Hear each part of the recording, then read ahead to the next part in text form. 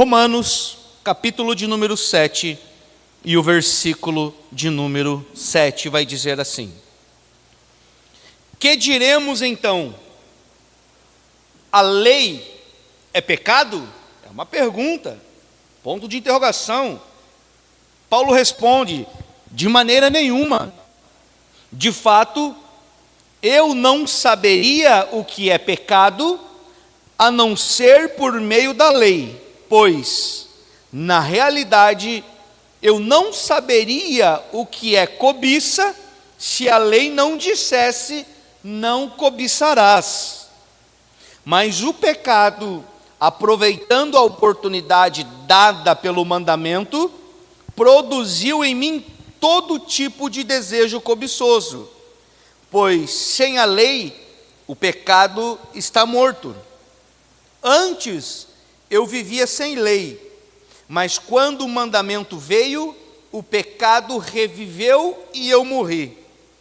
Descobri que o próprio mandamento destinado a produzir vida, na verdade produziu morte. Pois o pecado, aproveitando a oportunidade dada pelo mandamento, enganou-me e por meio do mandamento me matou. Versículo 12. De fato, a lei é santa, o mandamento é santo, justo e bom. E então, o que é bom se tornou em morte para mim. É uma pergunta. Então, o que é bom se tornou em morte para mim? De maneira nenhuma. Mas para o pecado se mostrasse, mas para que o pecado se mostrasse como pecado, ele produziu morte em mim por meio do que era bom, de modo que por meio do mandamento ele se mostrasse extremamente pecaminoso. Sabemos que a lei é espiritual. Eu, contudo, não o sou, pois fui vendido como escravo ao pecado. Glória a Deus. Até aqui, irmãos, vamos clamar ao Senhor, que o Senhor nos dê sabedoria, que o Senhor nos dê força, que o Senhor traga muita luz. Só para nós fazermos uma rápida recapitularmos, desde o versículo de número 1 que nós lemos, aqui nós estamos falando acerca da libertação da lei. E nós iniciamos falando que Paulo, nesse capítulo de número 7, ele trata do propósito da lei de Deus.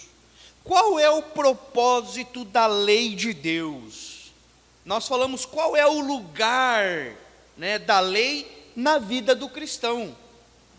Nós perguntamos, é a lei a causa do pecado? É a lei a causa da morte? Paulo responde absolutamente não. Não é por causa da lei que nós pecamos. Paulo ele vai deixar muito claro que o problema não está na lei, está em nós. E quando ele fala em nós, ele está falando assim, o problema não é a lei, o problema é o pecado. Porque a lei é santa, o mandamento é bom, é justo e bom. Está lá em Romanos 7,2, Paulo diz, a lei é santa, o mandamento é bom, justo. Ou seja, o problema não é a lei, o problema é o pecado. Porque o pecado, usufruindo daquilo que era bom, enganou o ser humano, trazendo morte. E o ser humano pensando que essa morte veio por causa da lei, mas não veio por causa da lei. A lei, ela revela o nosso coração. A lei revela aquilo que está dentro de nós. E é isso que nós vamos aprender. Nós falamos sobre os 3 grupos, quarta-feira passada, que foi sobre, primeiro grupo, os legalistas, segundo grupo, os libertinos, e terceiro grupo, os cristãos. Paulo vem trazendo toda essa ênfase, os legalistas, eles estão sempre debaixo da lei, sua servidão é debaixo da lei, traz aquele jugo. Os libertinos, eles detestam a lei e lançam a lei fora. Para quê? Para que eles possam viver do jeito deles, da maneira deles. Então, para os libertinos, a lei é detestável, porque a lei vai revelar aquilo que está dentro do coração deles. E o cristão, ele respeita a lei, e a qual ele ama obedecer. Que lei é essa? a lei de Deus, né? Glória a Deus por isso. E nós falamos aqui então, Paulo vem trazendo uma ilustração, no versículo 1 em diante, ele vai falando de um casamento, do marido e da esposa. É apenas uma ilustração, porque quando ele fala do marido, ele está falando da lei. E quando ele fala da esposa, ele está falando dos cristãos. Então nós falamos muito sobre a aula passada, sobre o marido e a esposa, a lei e o cristão. E agora nós falamos sobre o domínio da lei, quarta-feira passada, que a lei ela só tem domínio enquanto nós estamos vivos. Perceba, isso é muito importante para nós chegarmos no raciocínio onde nós vamos dar continuidade hoje.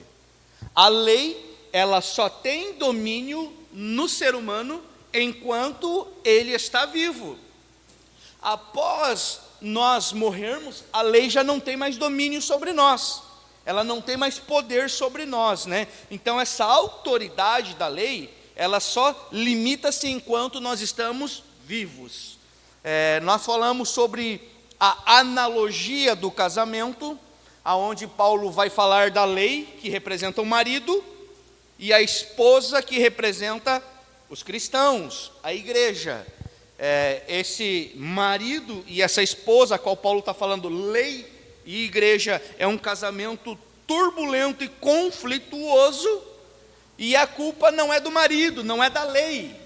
O problema não está na lei, o problema está onde? Na esposa, os cristãos no caso, né? Nos crentes. Por quê? Porque a lei é espiritual. Paulo deixa muito bem claro no versículo 14, sabemos que a lei é espiritual. E agora nós vamos chegar aqui nesse versículo de número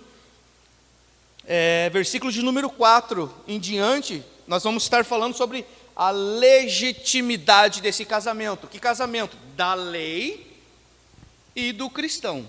Do marido, que representa a lei, e da esposa, que representa a igreja, o cristão. Então, enquanto nós estamos vivos, a lei tem domínio sobre nós. A partir do momento em que nós morremos, a lei não tem mais domínio sobre nós. Então, o que nós precisamos para viver debaixo da lei de Deus? Morrer para nós mesmos. Não morte física, irmãos, pelo amor de Deus. É nascer de novo. Porque enquanto eu estou vivo para mim, a lei deste mundo, ela tem o domínio sobre a minha vida. Mas a partir do momento em que eu decido me despojar de mim mesmo, nascer de novo, se arrepender dos meus pecados, então agora essa lei não tem mais domínio sobre a minha vida. Agora quem tem domínio é a lei divina, é a lei de Deus, é o próprio Deus. Então é necessário o quê? Nós morrermos para nós mesmos, num sentido não físico, mas num sentido espiritual, morrer para o meu eu, para os meus desejos, né? Que esse desejo carnal é pecaminoso, então por isso nós precisamos nascer de novo. Então nós vamos falar da legitimidade desse novo casamento. Esse segundo casamento é moralmente legítimo. Qual que é o segundo casamento? Deus e a esposa e a igreja. É legítimo, moralmente legítimo. Por quê? Porque a morte pôs fim no primeiro casamento. Quando a esposa morre, ou seja, a lei não tem mais domínio sobre ela. Por isso que quando eu falo esposa, eu estou falando nós, igreja. Quando nós morremos, a lei não tem mais domínio sobre nós. Aí nós nos aliançamos nesse novo casamento, temos uma aliança nesse novo casamento. E esse novo casamento é com Cristo. E esse casamento é legítimo. Por quê? Porque a morte do primeiro casamento, né, a morte pôs fim nesse primeiro casamento. Somente a morte pode garantir a libertação da lei. Enquanto eu estiver vivo para mim, enquanto eu viver os meus sonhos, os meus planos, a minha vontade, o eu estou debaixo do governo da lei. Mas quando eu decido, Deus, eu não quero mais ver os meus sonhos, eu não quero mais ver os meus planos, Eu não quero mais ver o meu. Eu quero ver os teus sonhos, os teus planos, o teu propósito, a tua vontade. Por quê? Porque a palavra de Deus diz que a tua vontade é boa, perfeita e agradável. A tua palavra diz que os teus pensamentos são pensamentos maiores do que os nossos pensamentos. A tua palavra diz que os teus caminhos são caminhos mais altos do que os nossos caminhos. São caminhos extremamente melhores. São caminhos que vão nos conduzir para a vida eterna. São caminhos que vamos desfrutar da salvação. Então é a partir desse momento em que nós desfrutamos dessa aliança do segundo casamento. Quando que nós nos casamos com Deus, com Cristo, fazemos essa aliança com Cristo? A partir do momento em que eu creio em Jesus Cristo e eu nego a minha vida para viver a vida dele. Vocês lembram que Jesus, em Lucas capítulo 9, 23, ele disse assim para os seus discípulos: e disse Jesus: quem quiser vir após mim, negue-se a si mesmo, tome a sua cruz diariamente e... Jesus está dizendo: venham, quer ser meu discípulo?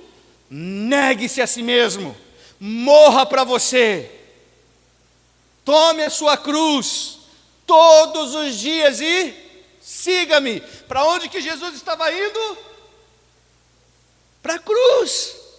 Porque é como o obreiro já ministrou, a cruz é o que faz de fato nós vivermos a verdadeira comunhão. É através da cruz de Cristo, quando nós nos despojamos do nosso eu, e nós queremos viver para Deus. Pastor, mas eu não estou entendendo como que é esse viver para Deus. É simples, é amar a Deus de todo o coração, de todo o entendimento, de toda a tua alma, e amar o próximo como Cristo nos amou. Pronto. É servir o próximo, é cuidar do próximo, é ser suporte para o próximo, é cuidar das viúvas, dos órfãos, dos necessitados. Isso tudo é amar a Deus. Então nós precisamos entender que quando nós lemos, domingo passado, a terceira epístola de João, Walter, olá, tudo bem? Deus os bendiga, amém.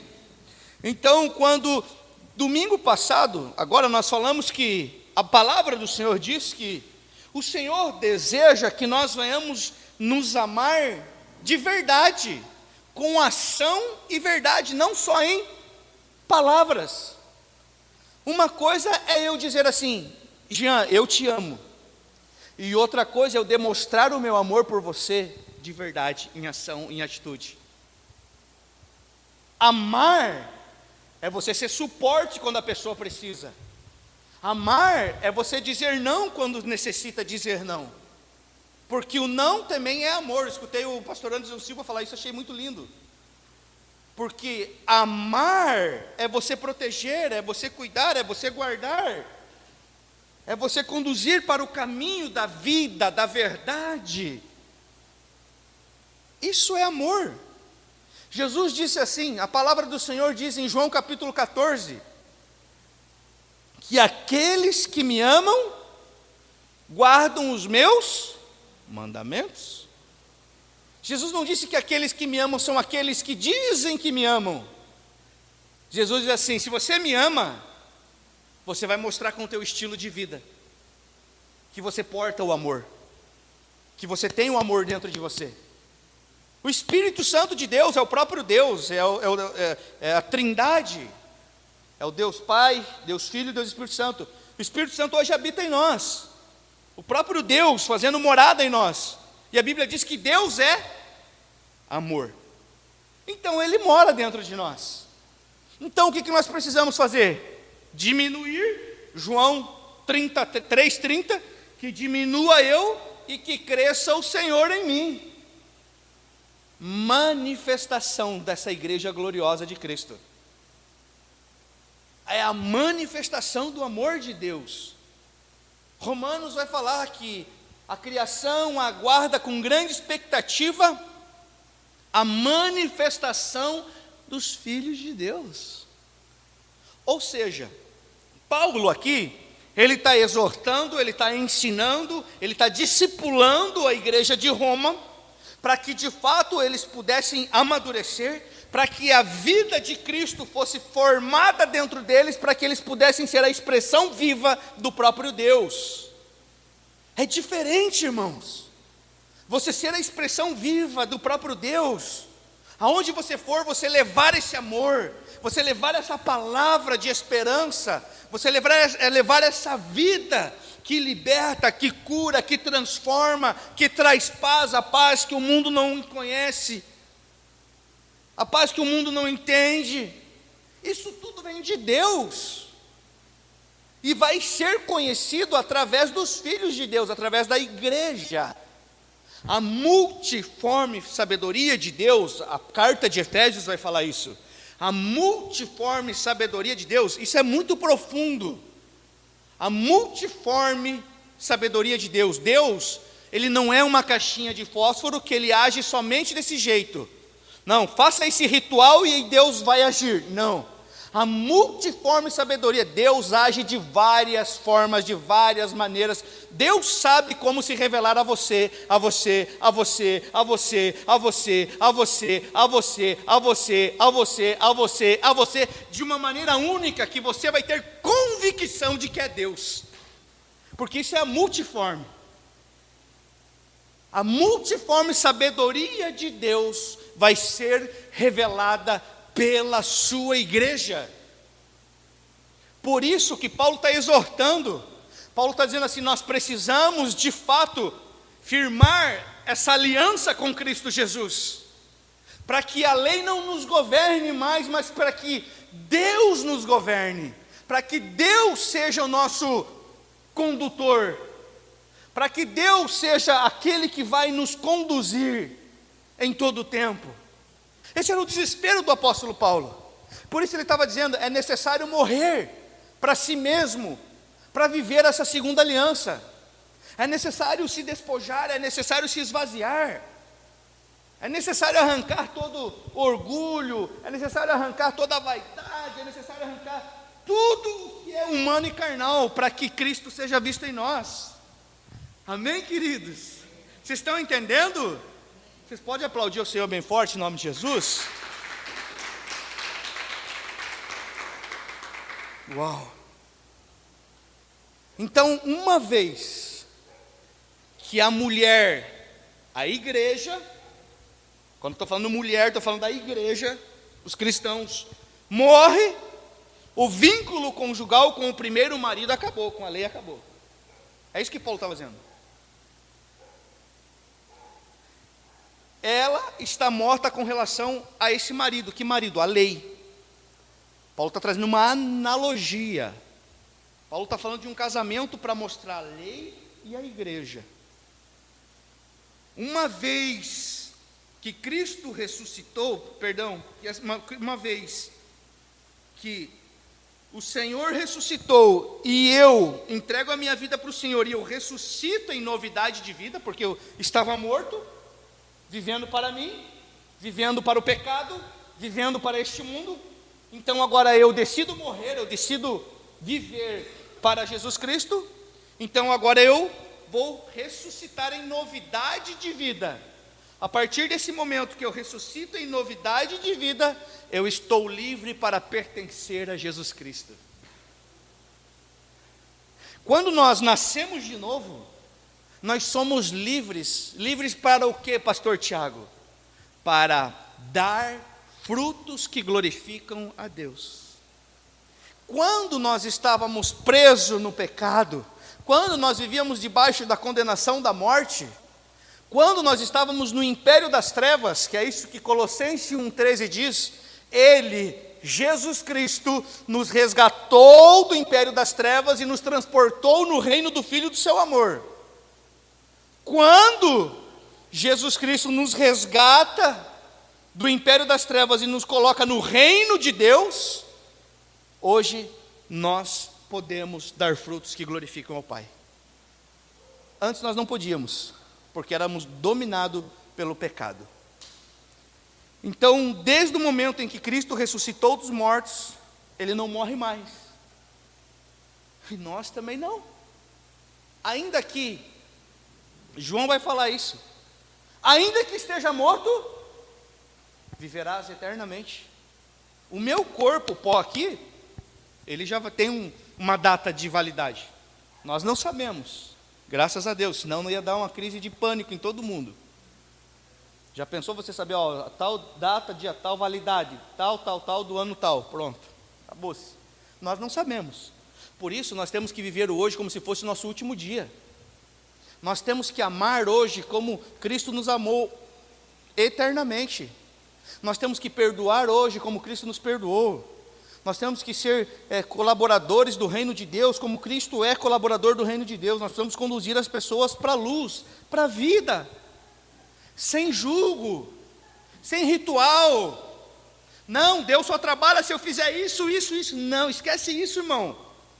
A multiforme sabedoria de Deus, Deus trabalha quando Ele quer, do jeito que Ele quer, da maneira que Ele quer. Deus não trabalha da forma que eu quero que Ele trabalhe para mim. Muito pelo contrário, eu é que tenho que servi-lo em amor da forma que Ele deseja que eu sirva. Pastor, eu não sei a forma que Deus quer que eu sirva a Ele. Está aqui, está escrito no manual dos filhos de Deus. De Gênesis a Apocalipse, nós conhecemos o nosso Deus. Sabe qual é o grande problema?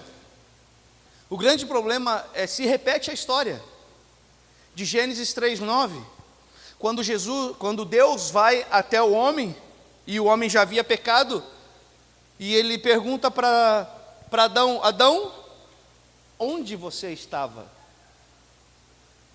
Isso não é uma pergunta ingênua.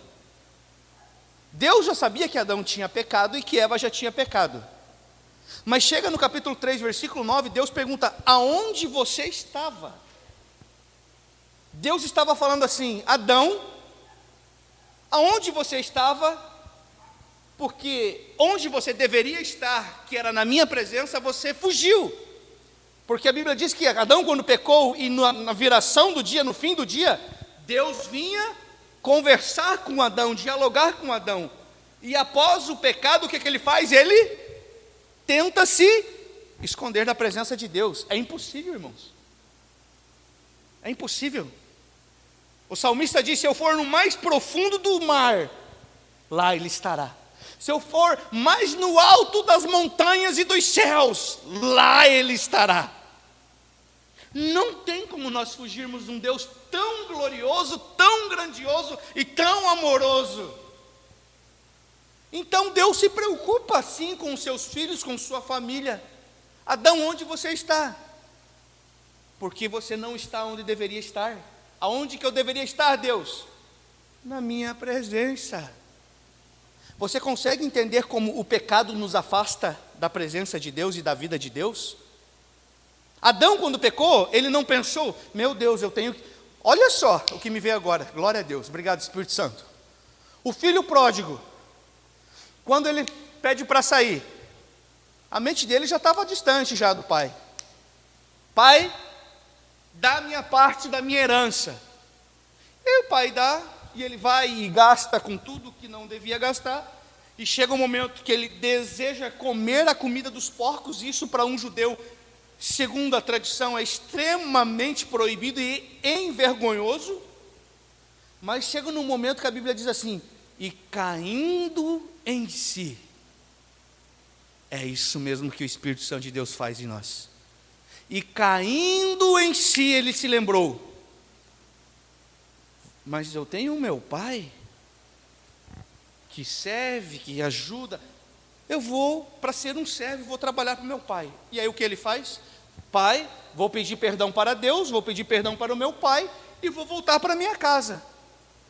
Você consegue entender que o pecado nos afasta da presença de Deus? Adão, quando pecou, ele não pensou: poxa, eu pequei, eu errei, eu vou pedir perdão para Deus. Não, ele se esconde. Porque isso é o fruto do pecado. É trazer morte espiritual. É trazer separação. O pecado traz separação entre a vida e a morte. Então nós não podemos viver debaixo do pecado, do governo do pecado, do domínio do pecado. Pastor, eu não quero mais viver sobre esse domínio. O que eu faço? Se arrepende, como filho pródigo. Pai, pequei contra o Senhor, pequei contra o meu pai. Se posiciona hoje, decide hoje viver uma vida que glorifique a Deus.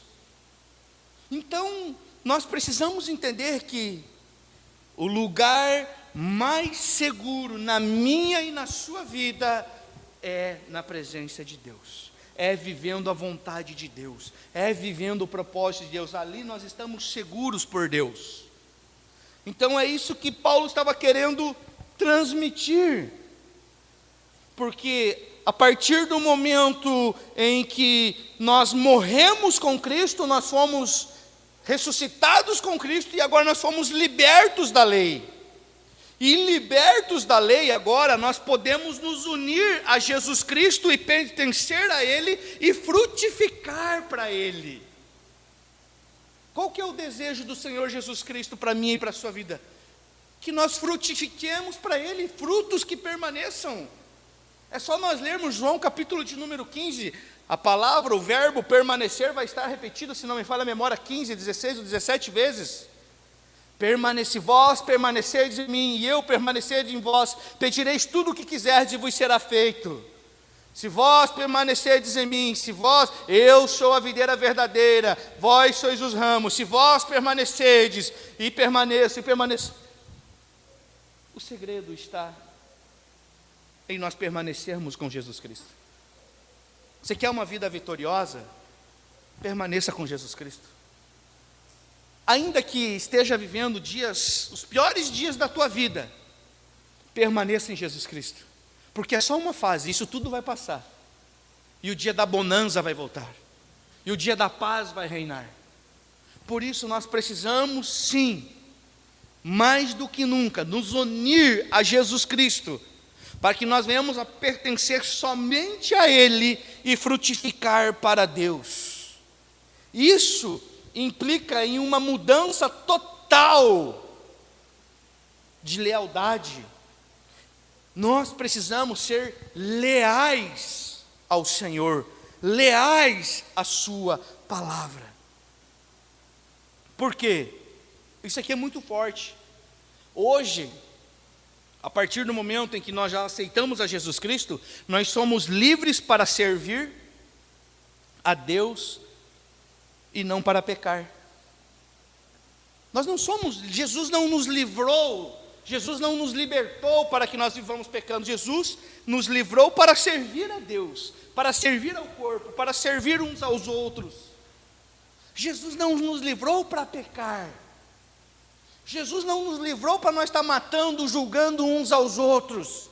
Jesus não nos livrou para nós apontar o dedo para um para o outro, não. Jesus nos livrou para que nós possamos ser cartas vivas, luz para este mundo, sal para esta terra, cooperadores do reino de Deus, homens e mulheres apaixonados por Cristo Jesus. Amém? Glória a Deus. Isso.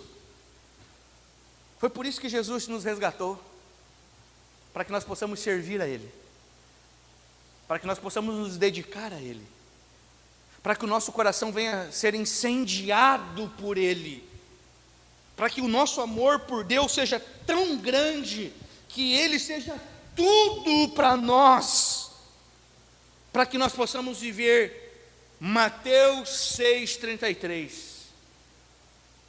Buscai primeiro o reino de Deus e a minha justiça, e as demais coisas eu acrescentarei. Irmãos, isso é somente um filho obediente que vive essa palavra. Porque viver essa palavra enquanto está tudo bem é de boa. Vamos buscar Deus, está tudo bem, está legal, está dando tudo certo, Deus está acrescentando, e aleluia e glória a Deus. Mas e a hora que aperta? E a hora que aperta, a hora que a torneirinha lá se fecha? Espera aí, o que eu vou fazer? Na maioria das vezes nós entramos em desespero, quando na verdade nós deveríamos continuar confiantes em Deus, porque Ele é dono de tudo e de todas as coisas, Ele tem o controle absoluto de tudo e de todas as coisas, Ele nunca perdeu o controle absolutamente de nada. Deus conhece o meu e o seu coração, Deus conhece o nosso coração, irmãos. Eu falei aqui, ministrando no projeto de jiu-jitsu, antes mesmo de nós abrir a nossa boca para falar alguma coisa, Deus já sabe. Deus já sabe, Deus conhece o nosso coração. Então, tudo o que nós precisamos de fato é confiar em Deus, a ponto de nós desejarmos ter essa aliança com Jesus Cristo, ter essa aliança com Cristo Jesus, firmar essa aliança. Deus é um Deus de aliança, vocês já perceberam?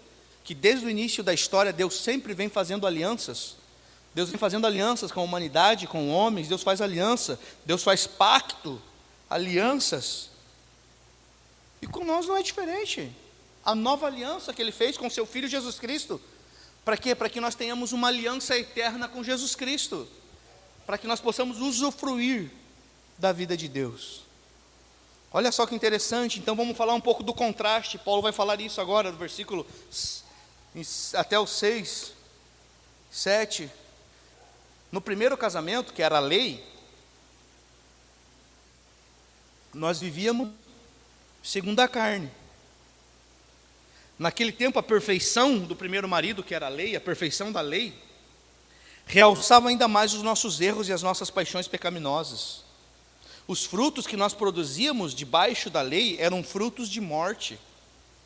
Porém, agora, nesse segundo casamento, que é com Cristo Jesus, libertos da lei perfeccionista, nós morremos para aquilo que nós estávamos sujeitos antes.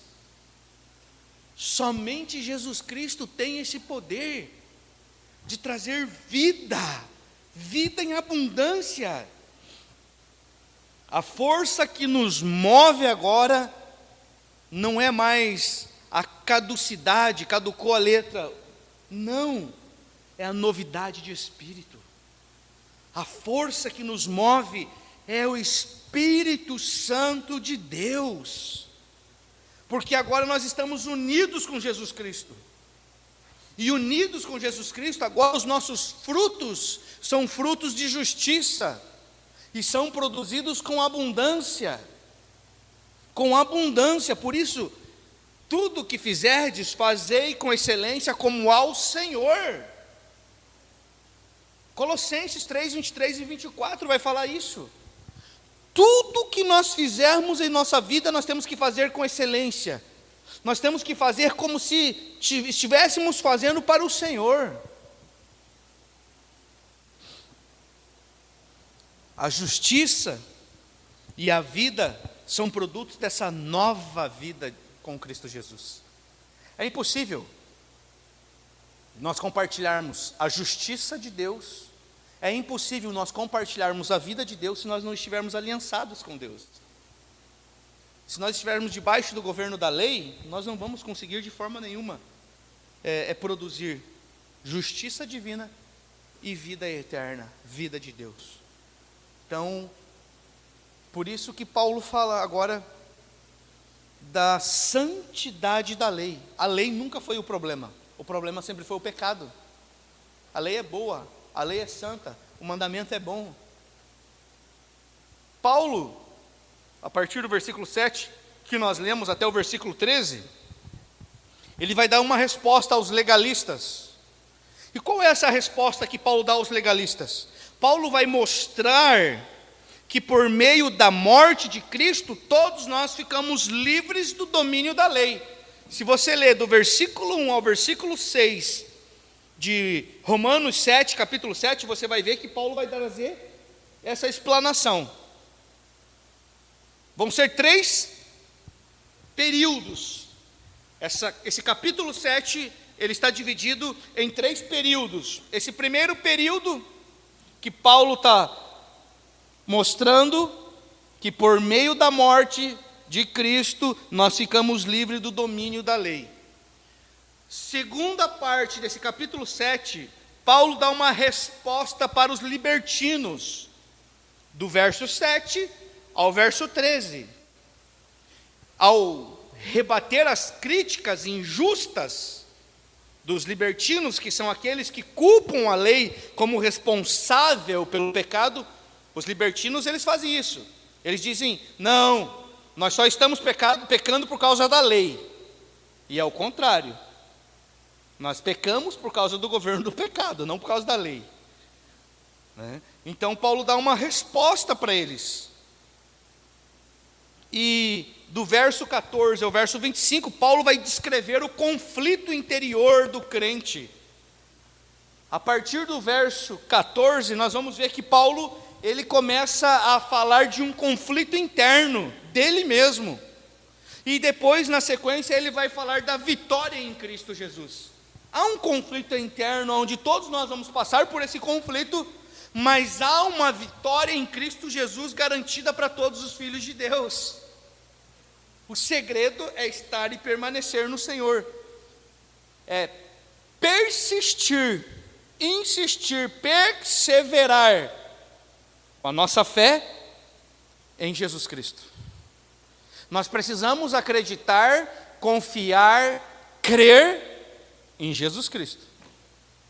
Pastor Tiago, no que o senhor crê? Eu creio em Jesus Cristo. Mas você não acredita e tal? Não, eu acredito em Jesus Cristo. E esse Jesus Cristo, que é o meu Senhor e meu Salvador, o nosso, esse pode todas as coisas, irmão. Esse pode todas as coisas. Ele tem domínio sobre tudo e sobre todos. Ele recebeu o poder e a autoridade. Quando Jesus ia ministrar os fariseus, os doutores da lei, quando eles ouviam Jesus Cristo falando, abrindo a boca, eles viam uma autoridade nunca vista antes. Por quê? Porque ele recebeu toda a autoridade do Pai. Por isso que a nossa fé tem que estar em Jesus, e não num método, e não num meio, e não num ritual gospel evangélico. Não, a nossa fé tem que estar em Jesus Cristo. Por exemplo, eu não, vou fazer a campanha dos 7 dias, mas eu não posso faltar um dia, porque se eu faltar eu quebro a corrente. Não existe, irmão. Me mostra na Bíblia isso, de Gênesis e Apocalipse, isso não existe. Isso é invenção nossa, da nossa mente. Isso é para nos aprisionar, é para nos manipular. Isso é para fazer com que nós sejamos manipuláveis. Não, porque eu não posso faltar se eu faltar nessa campanha. Não, o que você não pode faltar, de fato, é a tua fé em Jesus Cristo. Não é o lugar. Mas, Senhor, onde que é correto nós adorarmos? É onde os nossos pais adoravam ou é no monte aqui? Jesus olha e diz: vocês não entenderam nada. Porque os verdadeiros adoradores, eles vão adorar ao Pai em espírito e em verdade. Ou seja, não se trata mais de um lugar, é de uma vida em todo o tempo. É em todos os lugares que nós vamos adorar ao Senhor. Se eu estou na minha casa, eu preciso adorar ao Senhor, eu preciso ser uma manifestação da vida de Deus. Se eu estou no meu trabalho, eu preciso adorar ao Senhor. Se eu estou de férias, eu preciso adorar ao Senhor. Se eu estou, sei lá, viajando de lazer, se eu estou fazendo o que eu estiver fazendo, os verdadeiros adoradores adorarão ao Pai em espírito e em verdade. Ah, pastor, não consegui adorar o Senhor nesse domingo porque eu faltei. Não. Você pode adorar o Senhor onde você estiver. Mas se você... Eu estava conversando com o Fred. É diferente, né, Fred? Quando nós nos ajuntamos na comunhão do corpo, quando nós estamos reunidos, quando nós estamos nesse ambiente onde uns estão ministrando aos outros, onde um abraço, que nós sentimos que não é um abraço do Tiago, mas é um abraço de Deus, é um sorriso de Deus, é uma palavra de Deus, é uma palavra direcionada de Deus. Deus nos chama para viver essa comunhão. E nós sabemos que a verdadeira comunhão é estar com Cristo Jesus, sim. Nós estamos em comunhão com todas as igrejas que servem a Jesus Cristo, mesmo estando distantes. Mas nós estamos ligados no mesmo cabeça, Jesus Cristo, Cristo Jesus. Se temos fé em Jesus Cristo, estamos em comunhão, vivemos em comunhão. Mas essa comunhão precisa ser manifestada, ela precisa ir mais adiante, ela precisa ser expressada. Nós precisamos levar esse amor, essa vida, essa exortação. Exortar é abraçar, irmãos. Durante muito tempo nós pensávamos que exortar não, é dar esporro, é isso, é aquilo. Exortar é abraçar e falar a verdade. Somos chamados a falar a verdade em todo o tempo. Em todo o tempo. Amém, queridos? Glória a Deus. Aleluia. Acho que eu estou falando demais hoje já. Já é 9 horas. Deixa eu ver aqui. Então nós vamos falar sobre a santidade da lei. E o apóstolo Paulo levanta, só para mim terminar, vou terminar aqui. Depois nós vamos dar continuidade na quarta-feira que vem. O apóstolo Paulo ele levanta 2 perguntas importantes sobre o caráter da lei. Então, para que fique claro, o problema não está na lei. O problema está no pecado. O problema nunca foi a lei. O problema sempre foi o pecado. A lei é pecado? A lei é causadora da morte? Ambas as perguntas têm a mesma resposta. De modo nenhum, irmãos. De modo nenhum. Ambas as perguntas têm a mesma resposta.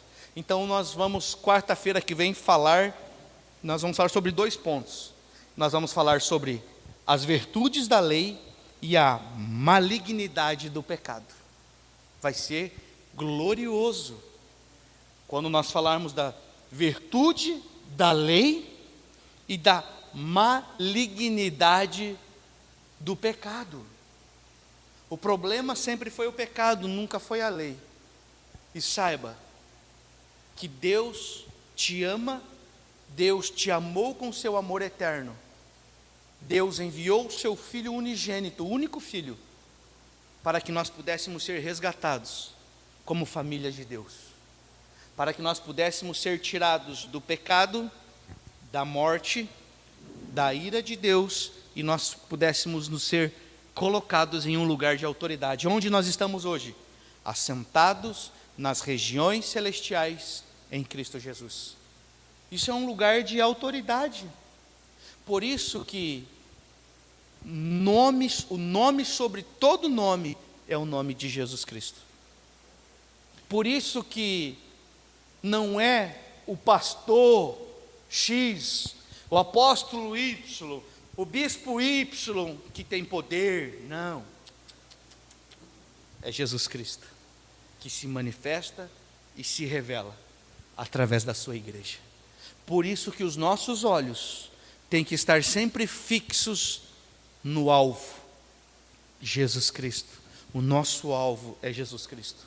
E se você precisa hoje desse Jesus Cristo, e se você quer viver uma transformação de vida, se você quer desfrutar da paz que excede todo entendimento humano, eu te convido hoje a você abrir o seu coração e entregar a sua vida para Jesus Cristo e dizer: Senhor, faz a tua vontade em mim, porque a tua vontade é boa, perfeita e agradável.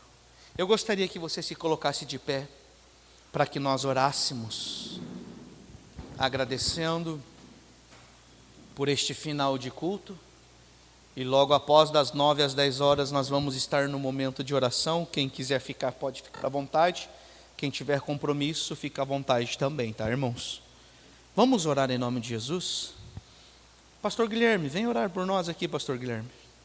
Em nome de Jesus Cristo.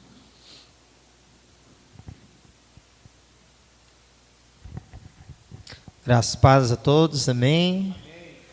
Glória a Deus, vamos orar então.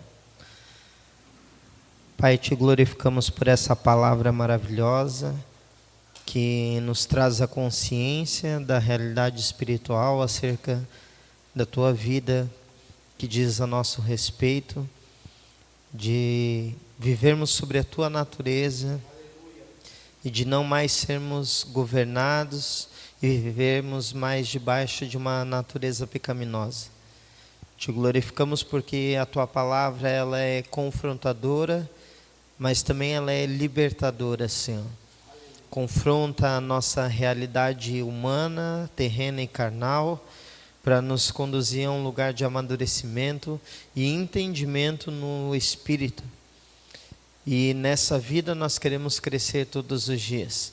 Crescer em maturidade, em entendimento, crescer em amor, em te conhecer a cada dia mais, com um amor verdadeiro, não fingido, como diz a tua palavra. Com um amor que flui direto do teu espírito, que emana do teu coração. Que nós possamos ser absorvidos por esse amor e sejamos transformados por ele, Deus.